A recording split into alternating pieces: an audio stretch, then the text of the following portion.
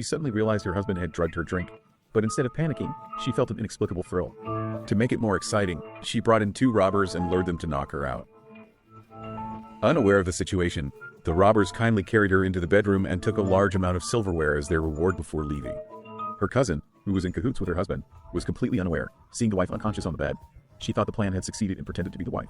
When the husband entered with two women at the right moment, the cousin publicly pretended to scold him for infidelity, threatening to end her life if he didn't repent. Their dramatic performance was overheard by the wife, who had just woken up. She immediately guessed their plan was to make it look like she committed suicide out of heartbreak. To thwart their scheme, the wife quickly climbed out the window and used her high heels to fake signs of a struggle. To make it more convincing, she left an expensive gold earring on the ground and smeared her blood on the oar. After doing all this, she left satisfied. Meanwhile, the two inside were clueless and thought it was time to finish off the unconscious wife. That's when they realized she was gone. The husband, waiting outside, didn't hear any gunshots and decided to send the two witnesses away. Returning to the villa, he angrily asked the cousin why she hadn't acted. After hearing her explanation, he didn't believe her until he noticed things were stolen, leading to a bold guess. He rushed to the beach and saw everything his wife had meticulously set up.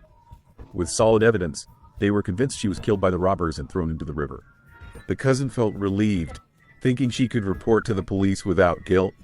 But the husband was worried because two models had seen him arguing with his wife an hour earlier. If the police investigated, he would be a prime suspect. If they discovered his affair with the cousin, he wouldn't be able to access any of his wife's assets. After a brief discussion, they decided the cousin would continue pretending to be the wife until they got the money. Although the plan seemed easy, the cousin and wife looked too different, making it hard to fool neighbors. To buy time, the cousin claimed to be sick and stayed in the room. The next day, the husband went to the wife's office to make a transfer in her name, only to be told by the executives that she had set a new rule a month ago, preventing anyone from misusing company funds. Financial matters required the wife's personal signature. This sudden rule caught the husband off guard, but he couldn't give up the wealth that was about to come. Back home, he coaxed his cousin into practicing a signature, thinking that when the billion comes, they could cover it up. While the cousin hesitated, the husband suddenly received a call from the police station, saying someone reported finding bloodstains on his boat. After searching the area, they discovered a body. The husband didn't expect the police to be so efficient and could only calmly lie that he knew nothing about it. Unexpectedly, that afternoon, a sheriff came to the door, claiming they found not only bloodstains on the boat but also a vintage ring. Since someone had seen the wife wearing it, the sheriff came to inquire. The husband was momentarily flustered but quickly composed himself, stating that the ring indeed belonged to his wife. He explained that she had lost it 5 days ago while out on the boat for a trip, and now it was finally found. He pretended to be relieved, but the sheriff still felt something was off. Before leaving, the sheriff insisted on confirming that the wife was indeed alive, which made the cousin very worried, feeling that the truth would eventually come out. The husband, however, kept trying to reassure her, saying that it would take several days to identify the body, and by the time the police knew it was the wife, they would have already taken the money and fled. Despite his words, the cousin was still anxious every day. The next day, feeling suffocated, she went to the pool in the yard to sunbathe. When the husband returned, he was furious, and during the argument, the cousin got so agitated she slapped him. She couldn't understand how someone could be so foolish. Coincidentally, when the husband went to work angry, the company's executives informed him his wife's accidental insurance had been processed. It turned out, without his knowledge, the wife had taken out multiple insurance policies for herself. She could inherit a large sum of money. Thinking about how much time it would take for the cousin to practice the signature and transfer the money, and how disobedient she had become lately, he decided to take a shortcut. On his way home, he first scouted a location where an accident had occurred, then called a trusted psychologist, lamenting that he didn't know what was wrong with his wife. Recently, she had been drinking and acting crazy for days. The husband felt the time was right and planned to fake the cousin's accidental death. He poured out a bottle of milk, filled the empty bottle with gasoline, attached a fuse, and taped it to the cousin's car. Once everything was ready, the husband was about to execute the plan when he saw the cousin. Trying to escape, there was no way he would let her go, so he forcibly dragged her back home and asked what was going on.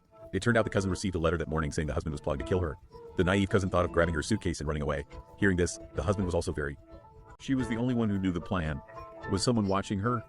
Her husband realized time was short, so he tricked his cousin into thinking someone knew his wife was dead and sent the letter to blackmail him.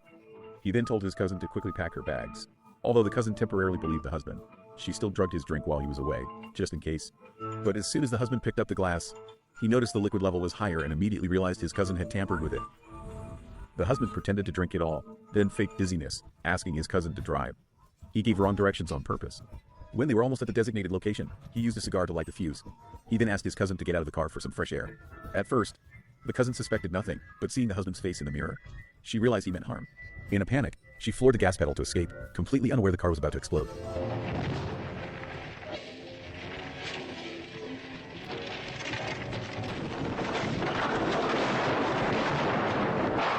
By evening, the husband received a call from the sheriff, saying his wife had died in an accident. The husband deliberately asked how they could be sure it was his wife. The sheriff said it was because the deceased wore that antique ring. Days later, the husband, after a big insurance payout, held a grand funeral for his cousin. Meanwhile, his wife disguised herself as a mourner to meet him. It turned out the whole thing was a carefully crafted plan by the couple to get the insurance money. The decayed body found by police was the butler, who accidentally fell into the river recently.